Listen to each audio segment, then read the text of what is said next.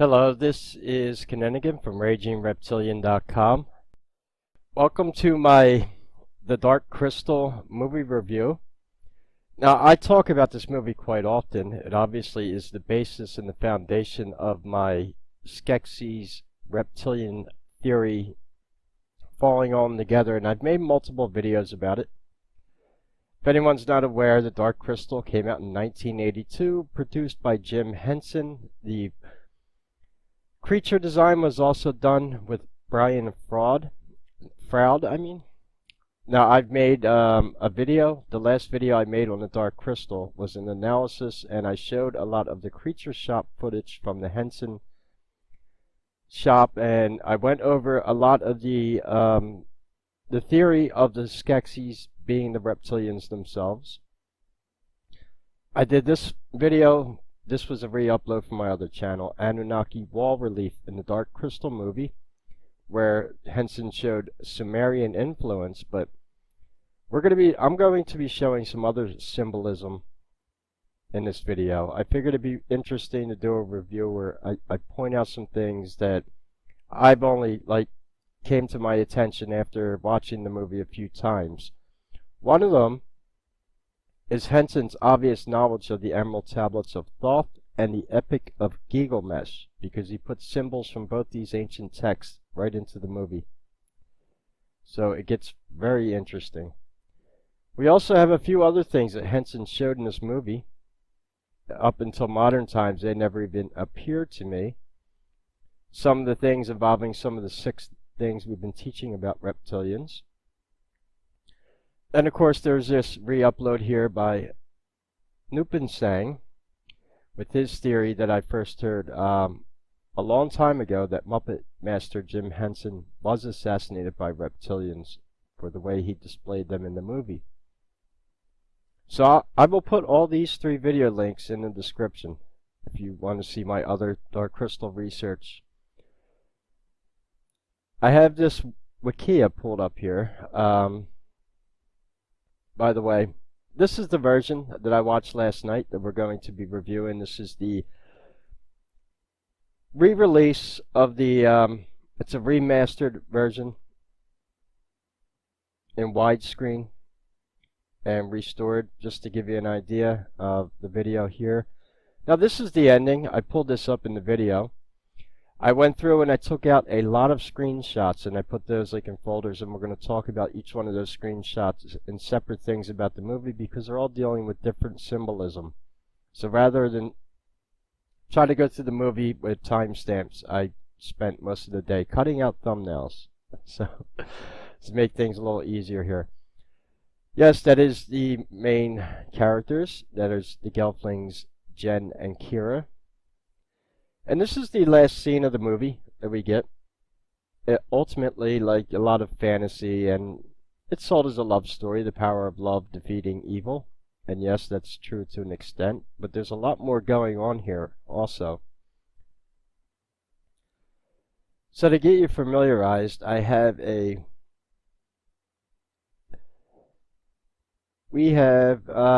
here it is, the characters of the Dark Crystal. Now I'm going to do this video in 3 parts. The first part, I'm going to talk about the obvious knowledge that Henson had from ancient texts dealing with the reptilians or Sumerian, Anunnaki, what have you.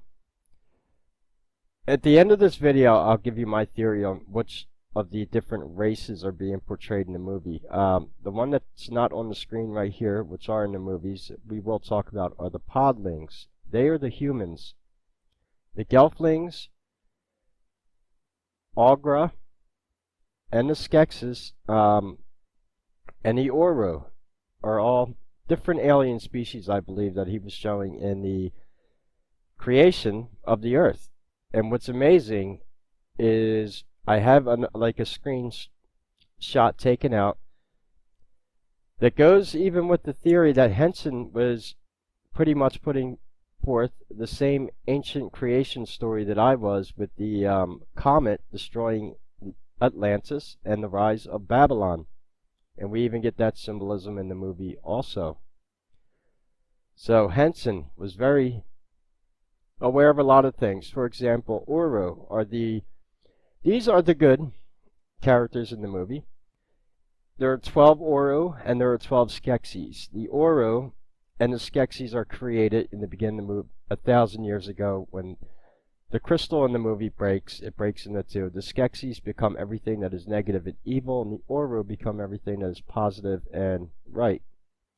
Now, Uru looks very familiar. If you're familiar with my name, Kinninigan Zin Uru that I use, that's U-R-U.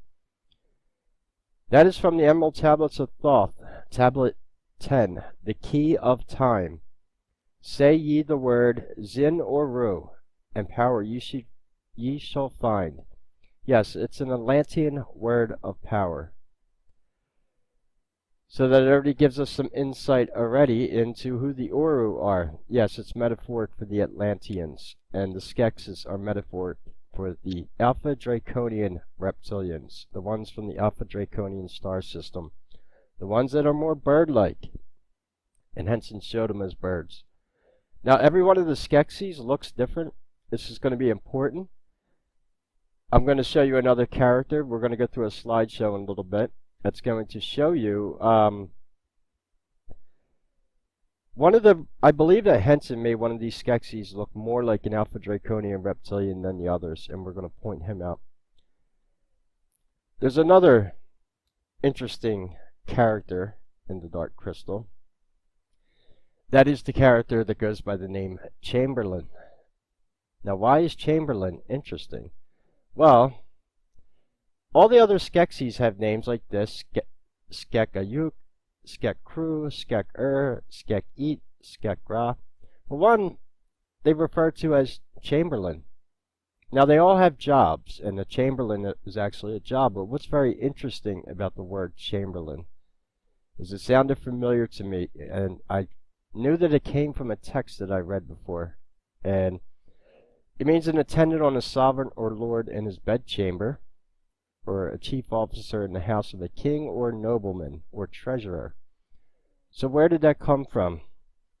This is the oldest written text on planet Earth that they admit to, the Epic of Gilgamesh, coming out of ancient Sumeria. I read this on my other channel. I'm blowing the text up here so you can see this. This line here, this is from Tablet 10 of the Epic of Gilgamesh. Valiant Enlil was their advisor. That's the highest god in the Sumerian pantheon, is Enlil. Ninurta, that's another Ajiji god, was their chamberlain.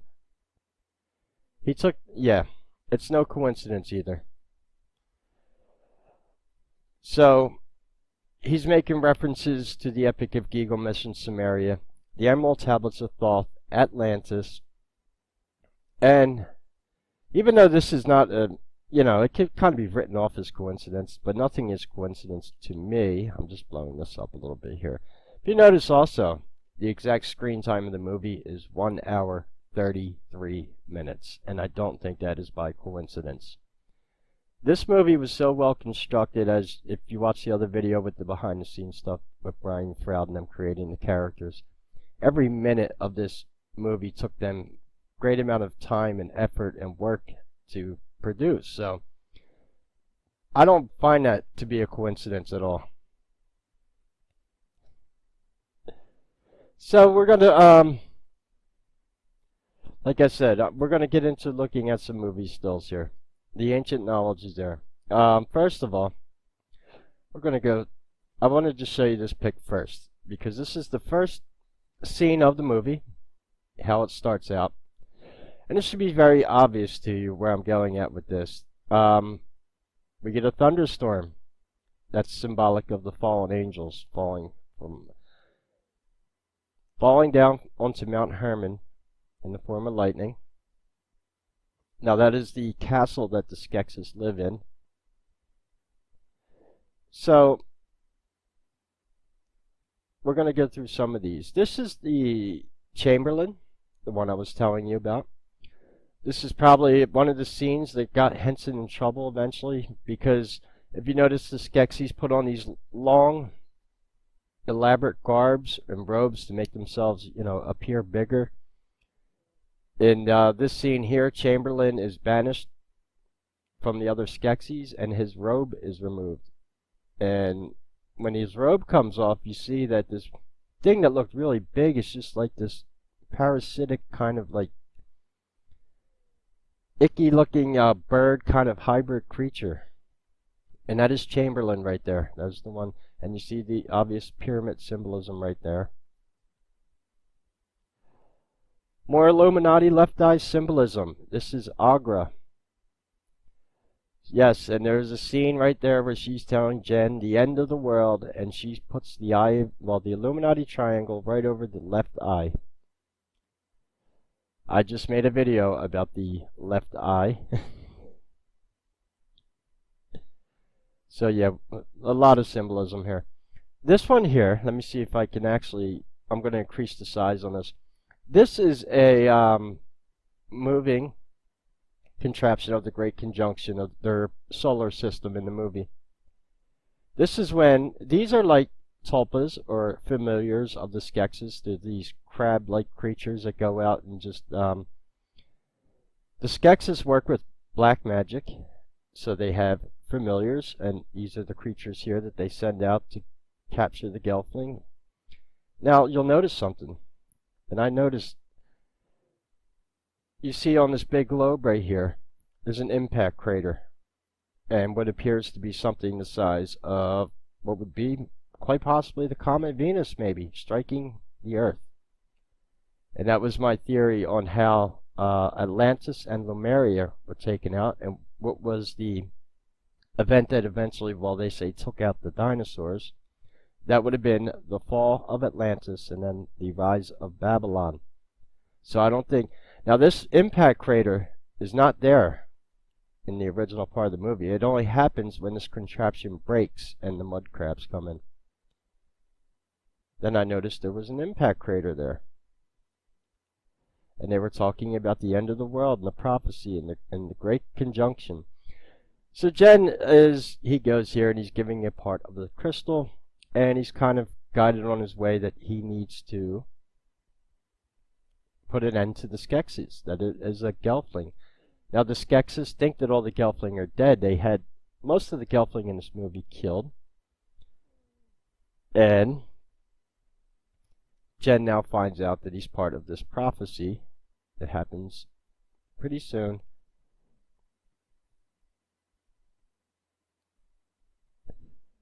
So it's pretty interesting that we're getting creationism mythology in there. I don't think that's by chance at all. I'm going to splice out a clip here, and I want you to actually listen to this, and this is going to be really important before I get into the slideshow that I have here. The clip I'm going to put in, so actually let's go back to her, Agra. She's captured by the Skeksis in that incident I just showed you with the mud crabs coming into her observatory. And I want you to notice what she says to the Skeksis. Now, she's obviously respected by them. Agra would be the same as Mother Gaia, according to... Now, Thra, the world, that is the world they live in, is a living planet. And Agra, in their creationism story for the Dark Crystal, I've actually read it before, was one of the first creatures ever born on the planet. She was actually born male and female. She was actually androgynous in the creationism story. Yes, she has 3 eyes. She used to help the Gelflings while they were still around. So she was kind of like the equivalent of what you would call Mother Earth, but I also believe she's being depicted as another type of extraterrestrial species in this movie. It's pretty interesting. But I want you to pay attention, because I show you that the Skeksis are bird-looking. But I want you to hear what Agra actually calls them, because it's very mind-blowing what she actually says to them. Because, and then I'm going to splice that clip in, and we're going to come back and we're going to start taking a look at these pictures that I have here. Release the Gelfling!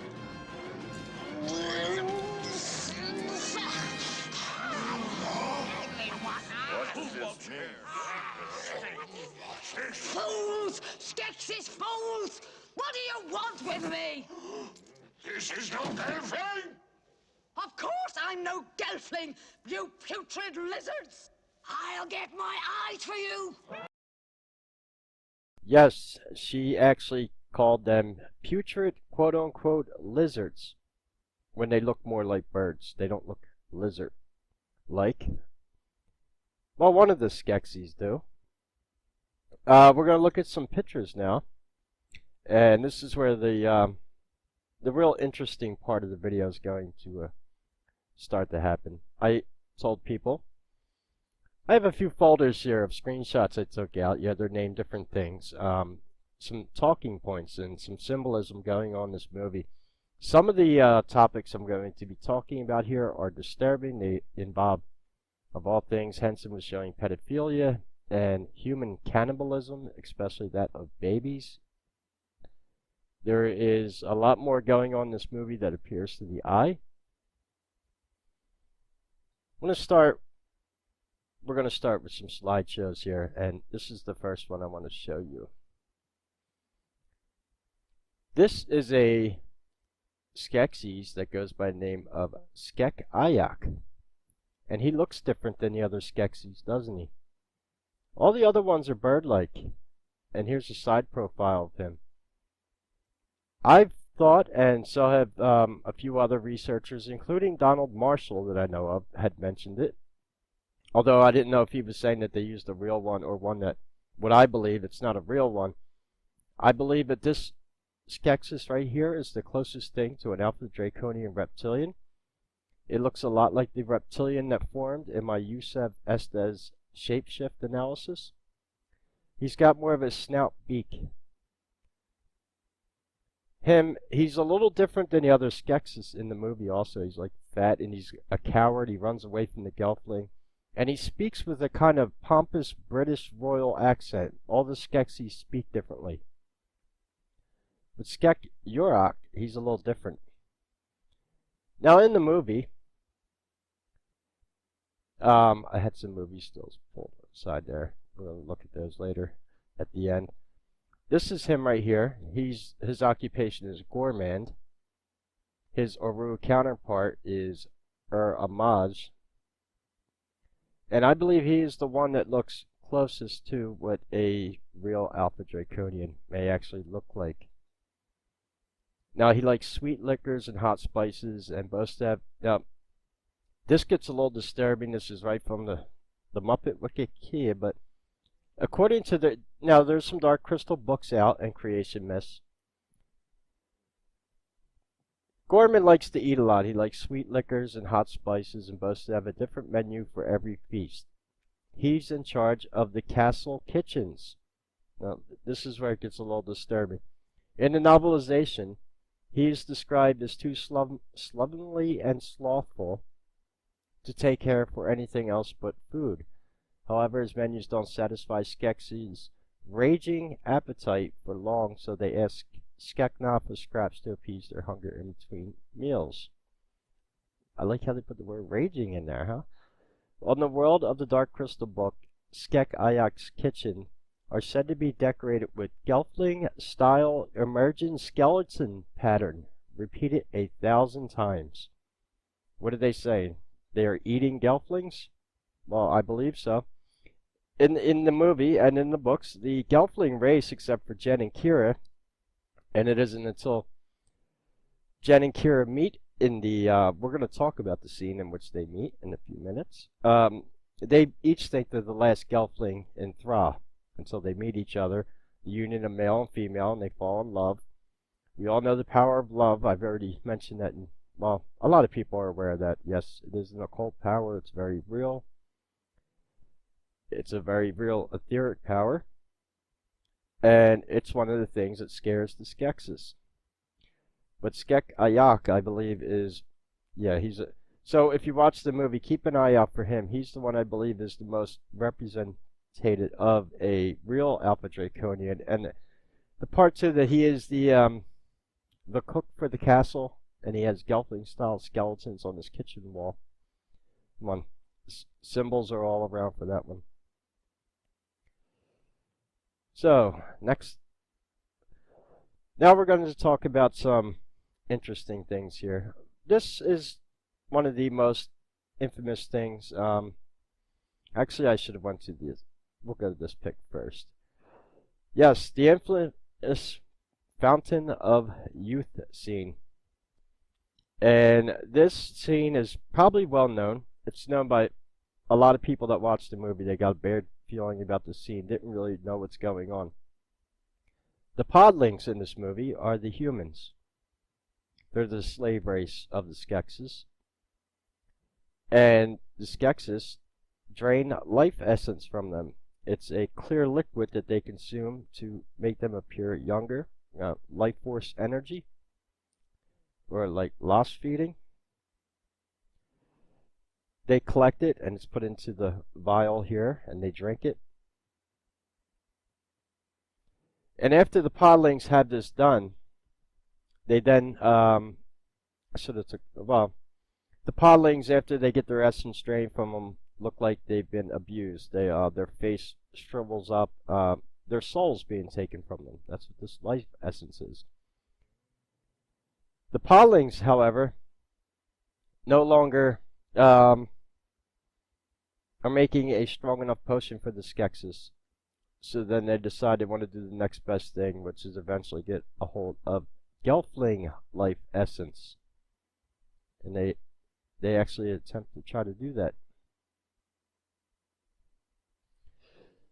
Now,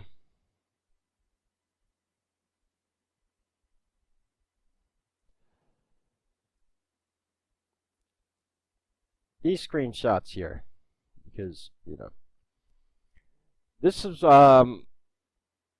in the beginning of the video, I made the link saying of the Sumerian influence that's obviously in the movie. These wall reliefs, when Jen and Kira first come across it, tells the history of Thrall here.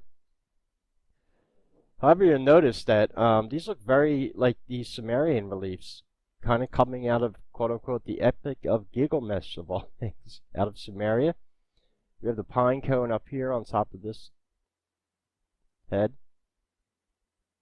Well, what's more interesting is this is the first time they, quote-unquote, meet Chamberlain. So this was highly symbolic. I go into more detail on the symbolism in that one video that I'll link on the Babylonian influence in the obvious movie here. The Illuminati inside the inverted pyramid.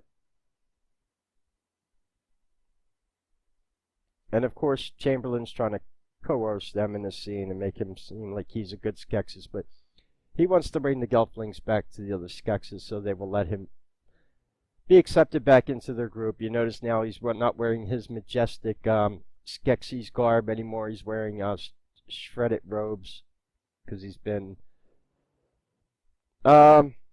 basically blackballed, is what you would say. That's the right occult word. He's been blackballed out of the Skeksis.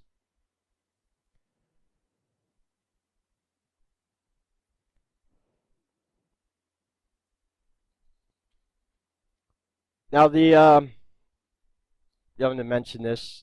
I told the person, 2 sets of photos that I'm going to show you next, these symbols were actually pointed out to me by a friend who watched this movie, and I want to thank that friend for doing that, and I told him I would give them credit.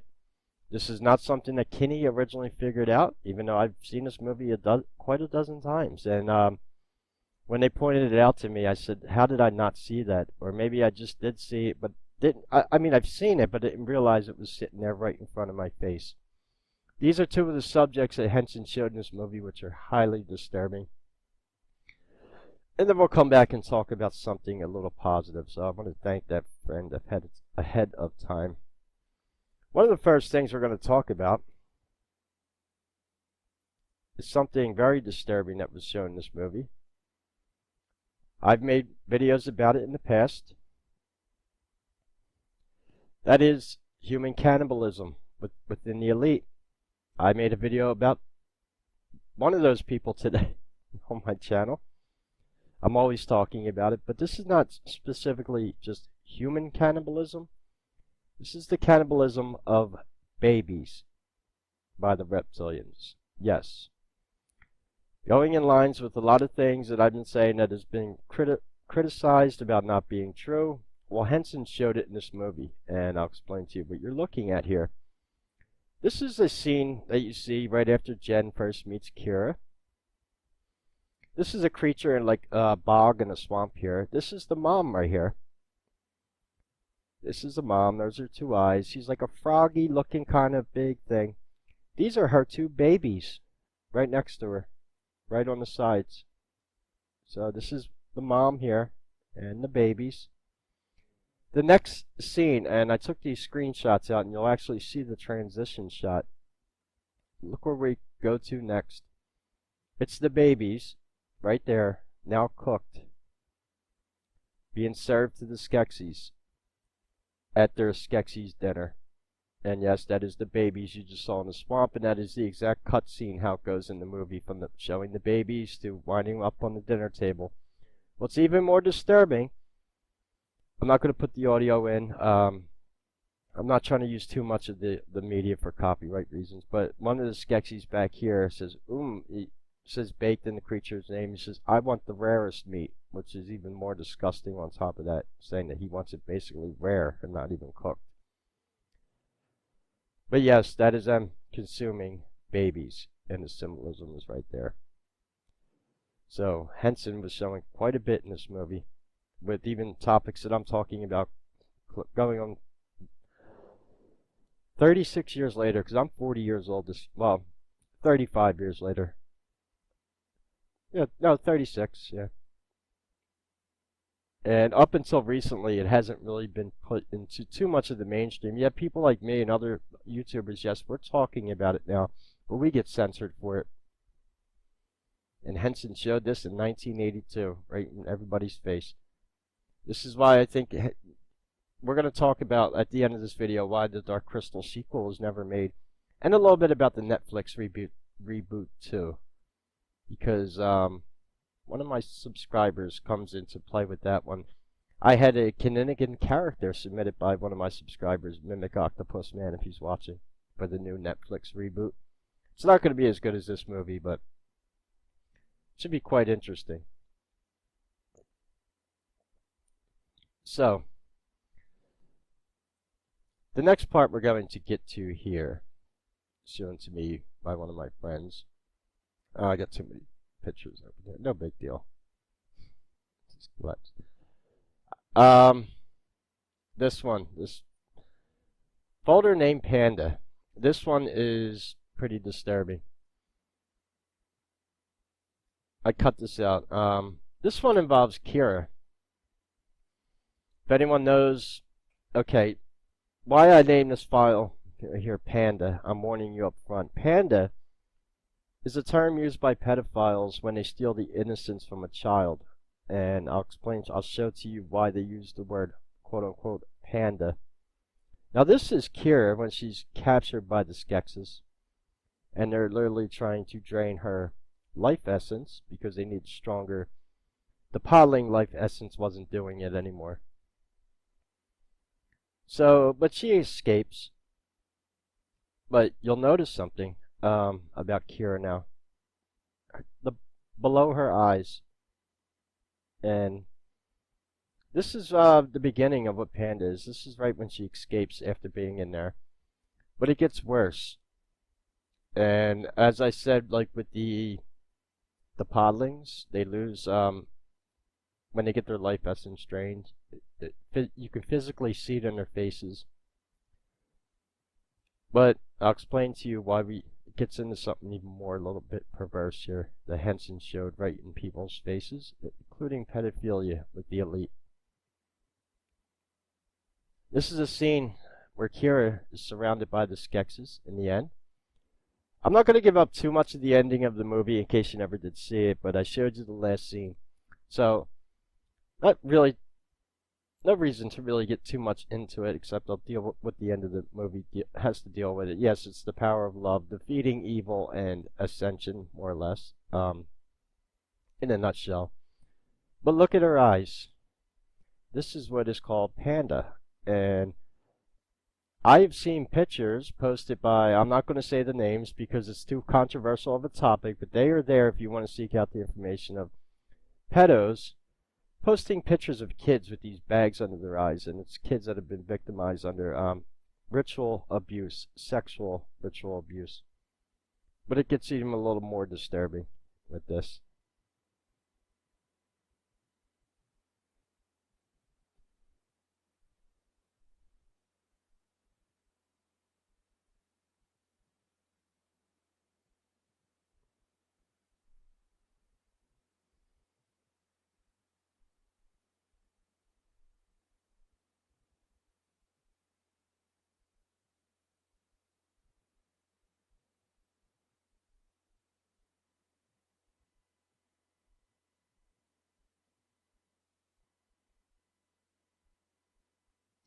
So we go to the next still here, and I'll explain what I mean by this. This is how Kira looks a few minutes before this scene. You see her eyes. She got us, like, she was slightly drained a little bit from the attempted, you know, taking her life essence, and she escaped from that, obviously. You can see her eyes here. Now, in this scene, this is when she's around the Skeksis, and the next thumbnail I show you here should probably be a little disturbing. And I think you see where I'm going at with this. You have, though that's the normal size for a Gelfling, she's still a girl surrounded by a bunch of Skeksis, and she gets panda eye. That's symbolic of ritualistic sexual abuse. And they do use the term panda. It's another slang term used by pedos, such as, well, everyone's familiar with the pedo bear symbol. Well, you also have a panda bear, and that's because that baggage around the eyes makes people look like they have panda eyes. So thank you to the friend who brought that to my attention in the movie. That was an amazing find. Again, it's, you know, they were trying to take her essence. It's just, it's so obvious what, I can't believe I missed this, and as I go through the screenshots here, yeah, her eyes go from being clear. Once she's right around the Skeksis, they go black again. So Henson was showing something very disturbing in this scene. I saved the best for last, don't worry.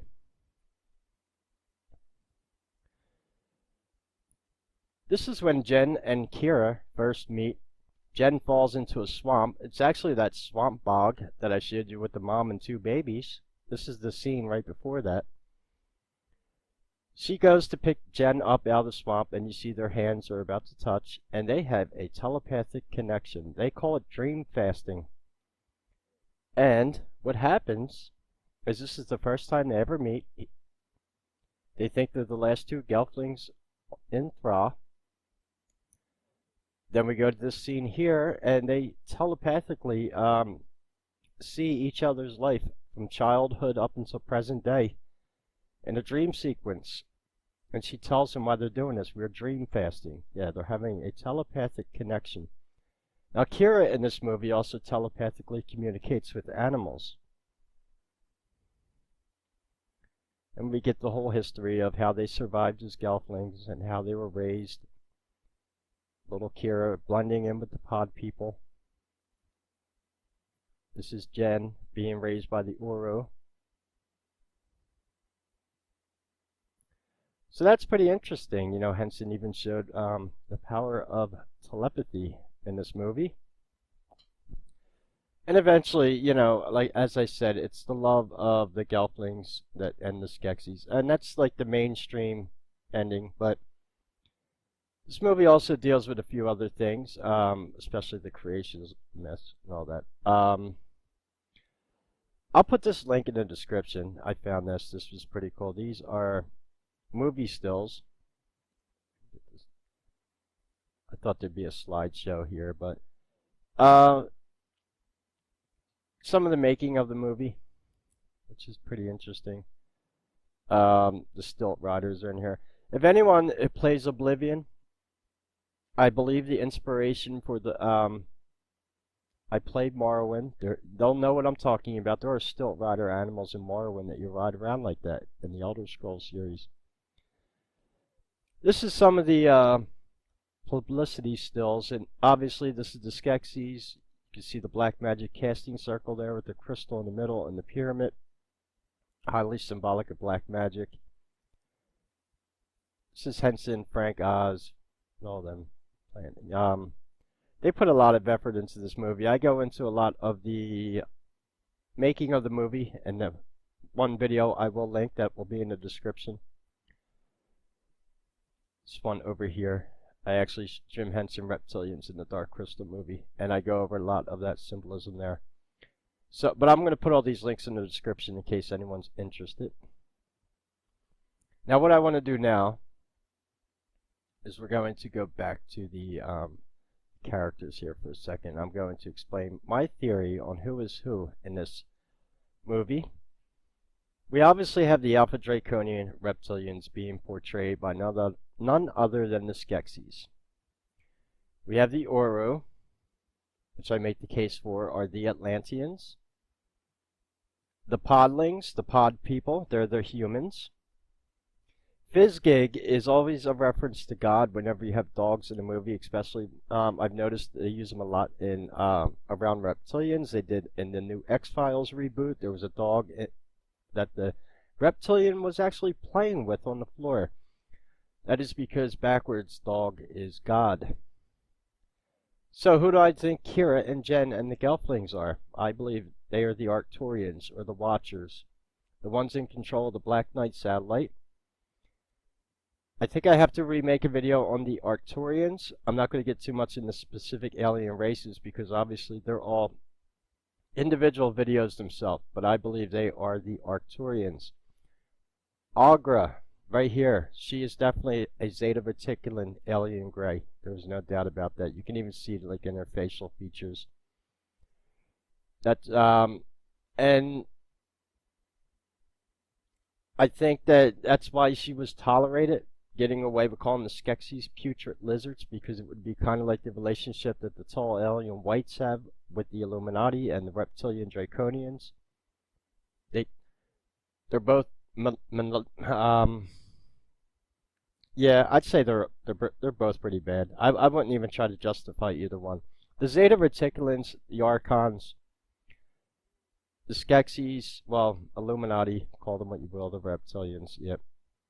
They're all working together, and it's been theorized that, and I showed a few reliefs of like Apollo from Greece. When you invert the heads of the statues, they look like Zeta Reticulans.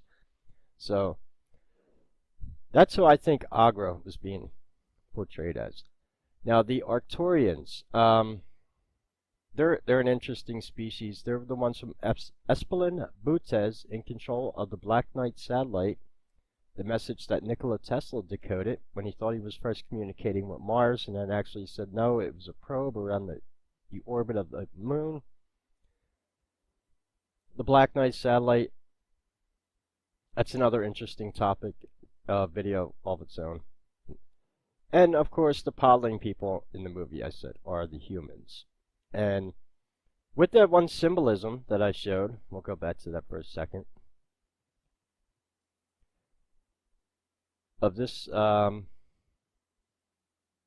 here it is, and the impact crater on what appears to be planet Earth would fall right in line with that same theory about the fall of Atlantis, the rise of Babylon, and the Alpha Draconian Reptilians, or the Skeksis, that it was the planet Venus, Lucifer, the Lightbringer, who impacted into Maldek, and the planet exploded, becoming our asteroid belt.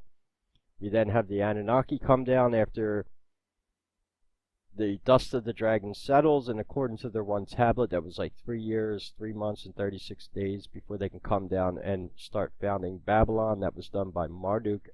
I definitely get into a lot of the Sumerian mythology on my channel. The playlists are there. So, that is pretty much all I'm really going to decode for the movie.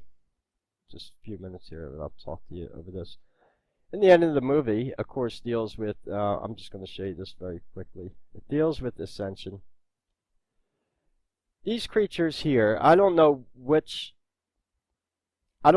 to equate these to. I thought about it, and what this is at the end of the movie, the Skeksis and every Oro counterpart. There are 12 Skeksis, as symbolic of the 12 Illuminati bloodlines. They come together, and their souls reunite when the crystal is obviously, the Jen gets the shard back in the crystal, and the crystal is remade. It no longer shines purple, and it turns white again, and the two creatures, they unite, and they become these entities here. The prophecy is fulfilled, and they ascend. They become beings of light and literally ascend. And, well, that's what ascension is, becoming a full being of light. Like the Skeksis, they merge with the Oro. And it's pretty interesting because it deals with a lot of, yeah, and then all the blackness comes off the Skeksis castle, and it turns into a crystal castle again. Jen and Kira are together, and yeah, and this is the end scene here. We have their castle turns back into a nice, pretty crystal castle. Jen and Kira, I guess that ties in a lot with Ragnarok too, the dawn of a new day. You may have heard that. Game of Thrones is following that kind of same loose guideline with Thor Viking mythology. I'm going to be doing a video about Game of Thrones in the future, don't worry, decoding that. And what that deals with, if you're familiar, Jen and Kira are the last two Gelflings on Thra, and, well, they're going to have to make baby Gelflings now. So, and the Gelfling race will come back. That's what happens in Ragnarok, yeah. She was, they brought her back to life. She was dead. But brought back to life by the beings of light. And that's how the movie ends. And of course, it's the underlying power of love there also. But how this ties in with the story of Ragnarok is that's what happens.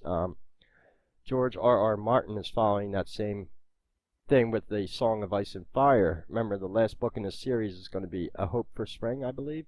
It starts with the long winter and bringing the dawn, and it's coming down to the point now, if you follow that we're less and less characters. Who's going to be there to respawn all the Gelflings in the case of the Dark Crystal, or all the humans that have died in Game of Thrones and Westeros? It's the same story of Ragnarok.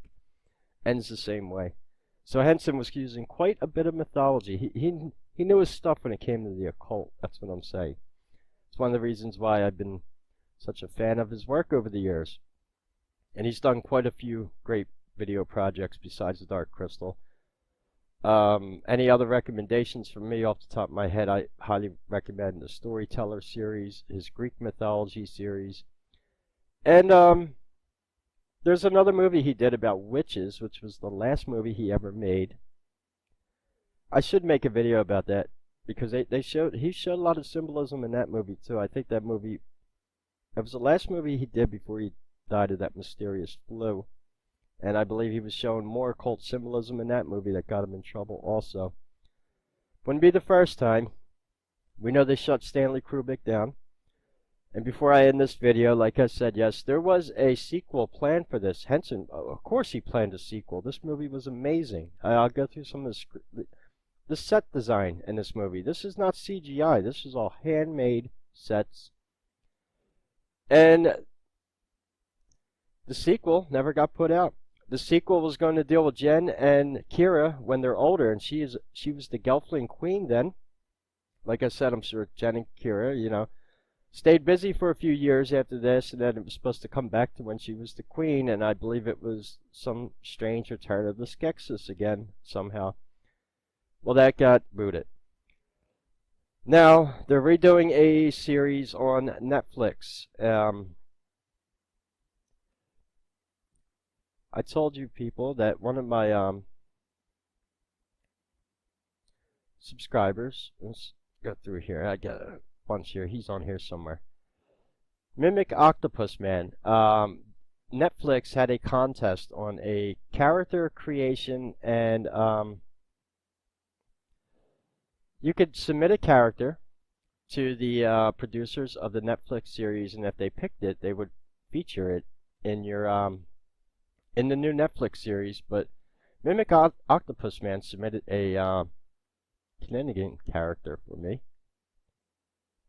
and I'll put his link in the channel. Yes, so the new producers of the new Netflix Dark Crystal movie know my name.